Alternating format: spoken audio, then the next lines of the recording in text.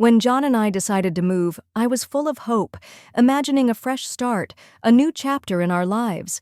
We had chosen a house in a small town, far enough from the hustle of the city to feel peaceful, yet close enough to stay connected to the world.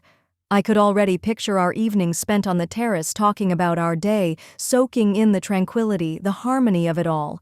It was going to be perfect, our perfect life, the life we'd dreamed of. But as soon as we moved in, the house felt different. It wasn't the warm, inviting place I had imagined. It was large, too large, and overwhelmingly quiet. The sound of my footsteps echoed down the empty hallways, bouncing off walls that still smelled like fresh paint and unused rooms. The windows, dark and silent, seemed to stare back at me, amplifying the loneliness that crept in with the stillness. I walked from room to room, trying to feel at home, but the silence pressed down on me like a weight. It wasn't supposed to be like this. This was supposed to be the beginning of something beautiful, yet all I felt was an emptiness I couldn't fill. John, as usual, was absorbed in his work. He'd always been dedicated to his job. He was a doctor, and I admired him for it. But his phone never stopped ringing, and his late nights at the hospital became the norm. I was left alone in this vast house, trying to fill the void with meaningless tasks. I began to question what I had hoped for. The life we'd promised each other felt so distant now, and I wondered if it had ever been real. The quiet rooms, the endless space, it all seemed like a cruel reminder that something was missing, something I couldn't name. And as the days passed, I felt myself sinking deeper into the emptiness, trapped in a house that was supposed to be a sanctuary but had become a tomb for my dreams. I tried to convince myself that I could find happiness in the small things. Perhaps with time, I would get used to the silence. Maybe the house would start to feel like home, just a little bit at a time. I'd arrange the flowers on the dining table, try out new recipes, and spend hours in the garden, hoping that the routine would distract me. But it never did. The loneliness persisted, and the emptiness only grew stronger. And it wasn't just the house, it was John's absence. John's work was demanding, and I understood that. I tried to be patient, to be supportive, but there were moments when I felt invisible. His focus was always on his patients, his rounds, the endless nights at the hospital. I knew he was saving lives, and that was something to be proud of. But what about us? What about our life? I felt like I was slipping through the cracks of his attention, a ghost in the background of his life. Our conversations had become brief exchanges, little more than polite acknowledgments. "How was your day?" "Fine, you." It was the same routine every day. No deeper connection. His phone would ring, and I'd watch as his face lit up in that way that only happens when he's talking about something important, something other than me. I would sit there watching him, wondering if he even noticed how far apart we had become. I tried to keep myself busy, but nothing filled the space between us. The house, which had once been a symbol of our new life, had turned into a reminder of everything I lacked: his time, his attention, his love. I spent my evenings alone, staring out the window, waiting for him to return. But when he did, he was too tired, too consumed by the weight of his work to really see me. I was just there, a fixture in the background of his life, and as the days turned into weeks, I found myself losing a part of myself in the process. I wasn't just waiting for him to come home anymore. I was waiting for something to change, for something to make the emptiness go away. But I didn't know what that something was. One evening, John came home from another long shift at the hospital, looking more exhausted than usual. He dropped his bag by the door and sighed, running a hand through his hair. I could tell something was weighing on him. "Rough day?" I asked, trying to make conversation, though I already knew the answer. "Yeah," he muttered, slumping into a chair.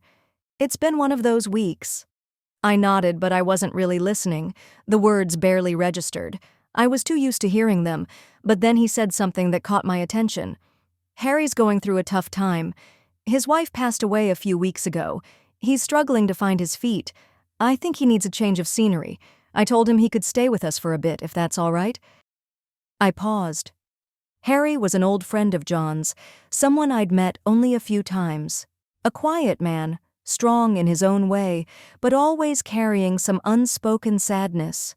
I had heard about his wife's passing, and the loss seemed to have shattered something in him. But I wasn't sure about the idea of having him stay with us, especially with everything else already feeling so strained. Still, I didn't want to say no. I couldn't deny that I felt sympathy for him. "Of course," I said, forcing a smile.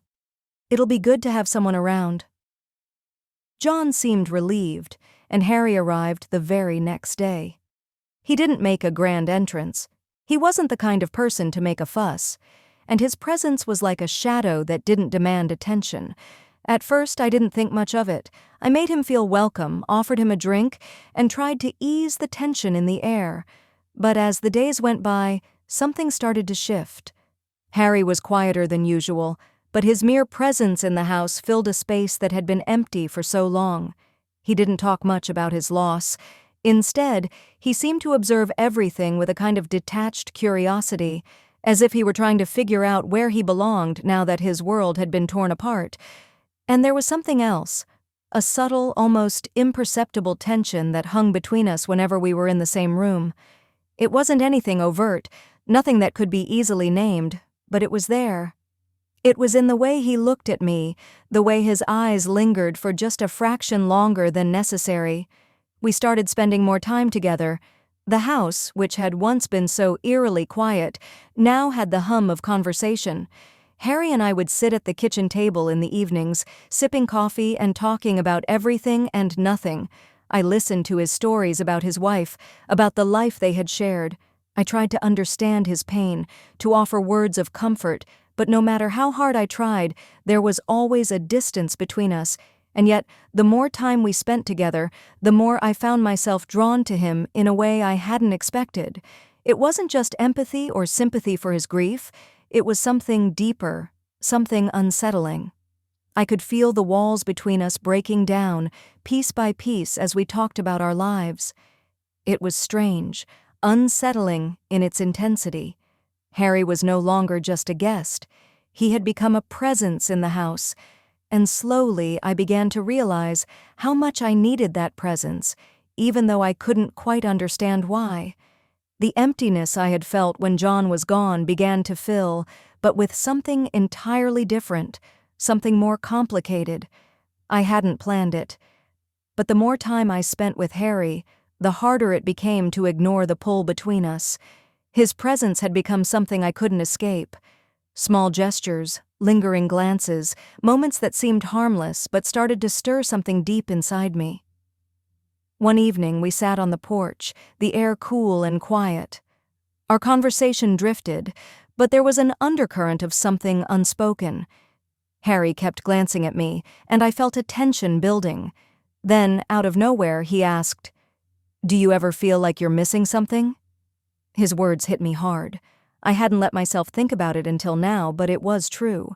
I was missing something. I hadn't realized how much until that very moment. "I don't know," I said quietly. "It's like I'm waiting for something to make this feel real." Harry's gaze softened. "I get that," he murmured. "It's like we're all waiting for something to fill the space." In the silence that followed, I felt it. The attraction, undeniable and heavy. We were both searching for something, and it felt like that something was drawing us together. I didn't want to fight it anymore, even if I knew how dangerous it was. The tension between Harry and me was growing, a quiet storm building, and neither of us seemed able to pull away. It wasn't anything overt, nothing obvious, but the air was thick with an energy that seemed to pulse whenever we were in the same room. We spoke less about grief and more about things that felt dangerous. Our conversations, once about his loss, had turned into something else, something deeper, personal, and intimate. One evening, as we sat in the kitchen, the house silent except for the sound of coffee being stirred, something changed. I wasn't sure if it was the way he was looking at me or the way his body language shifted, but I felt it. The need to be closer. Then, almost without thinking, our hands brushed as he reached for the sugar. It was a small, accidental touch, but it sent a jolt through me, sharp and sudden. My heart skipped a beat, and I quickly pulled my hand back, my pulse racing. Harry froze for a moment too, his hand still hovering near the cup. "I'm sorry," he said quickly, but the words felt hollow. He wasn't sorry. Neither of us were. The air between us felt charged, heavier now, and I couldn't stop my thoughts from spiraling. I had tried so hard to ignore the way he made me feel, but it was getting harder to pretend. We were walking a fine line between friendship and something far more dangerous. The tension was palpable, and every time Harry was near me, I felt it, this magnetic pull, like gravity pulling us closer despite the consequences. There was no going back now. We both knew it, but neither of us said it. We didn't have to. It was in the way we looked at each other, the way the silence grew between us, thick and unspoken. I tried to convince myself it was just a momentary lapse, but deep down, I knew it wasn't. The boundaries had already blurred, and there was no turning back. It happened when I least expected it.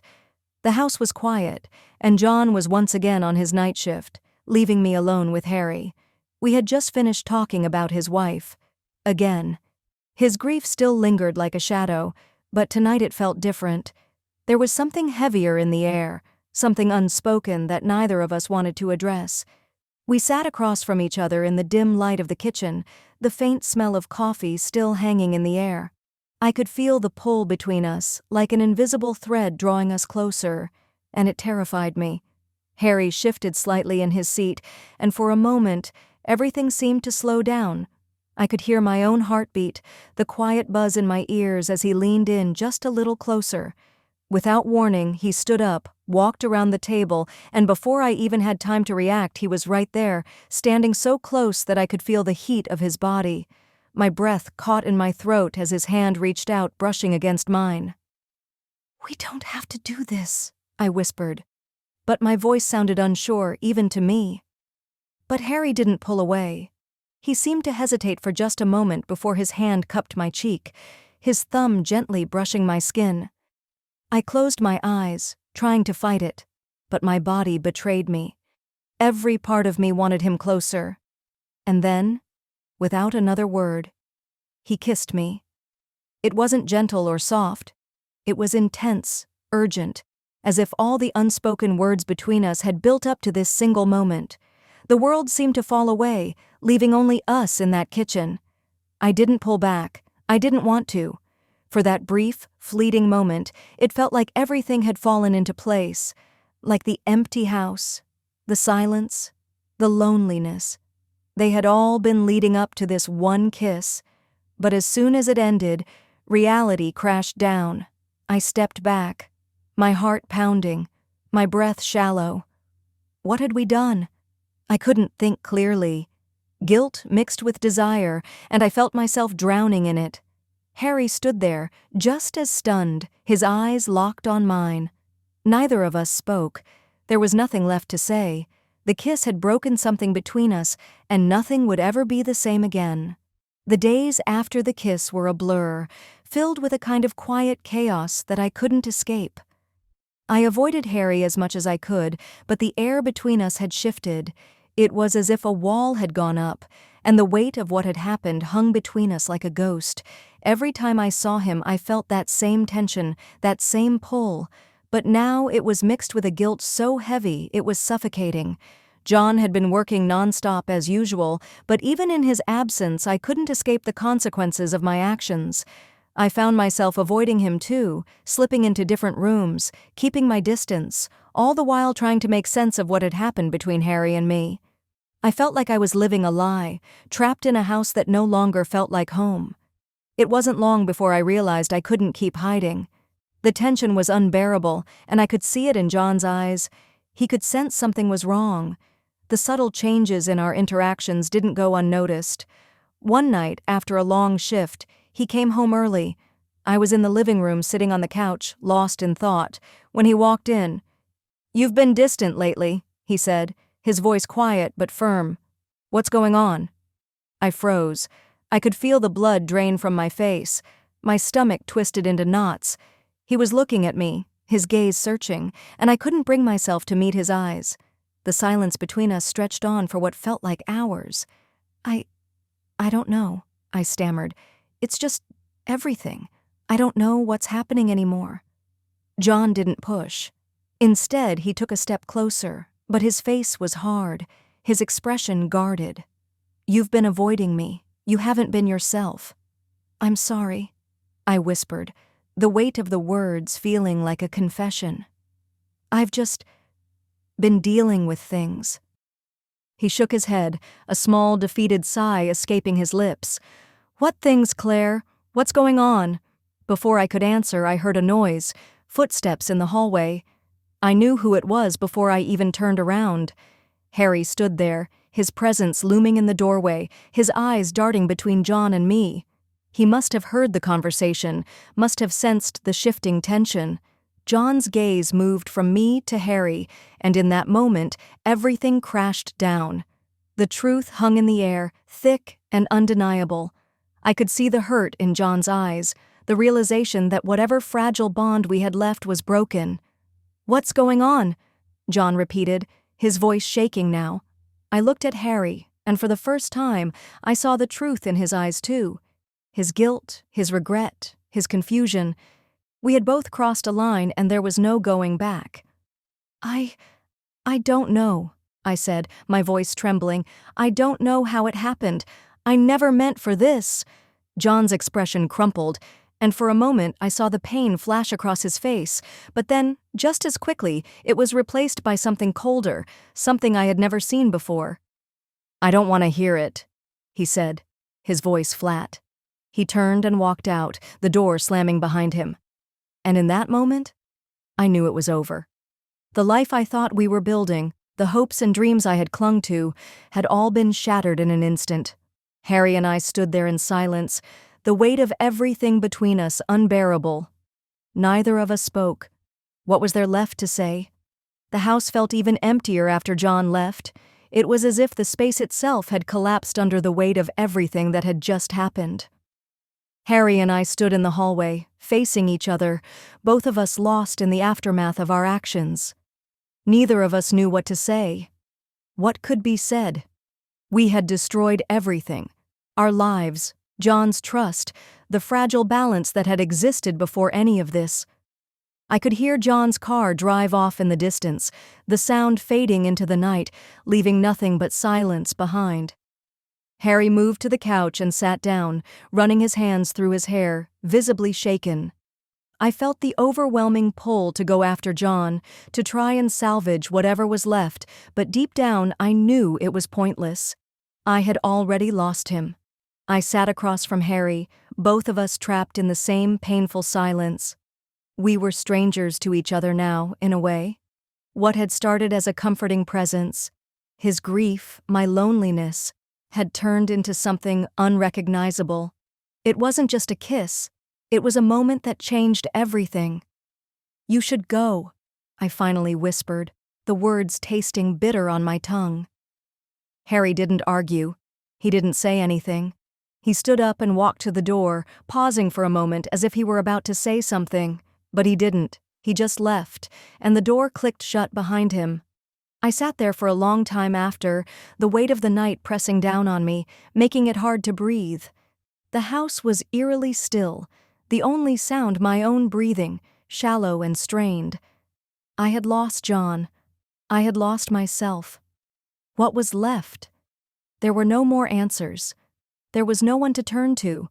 The future I had imagined was gone.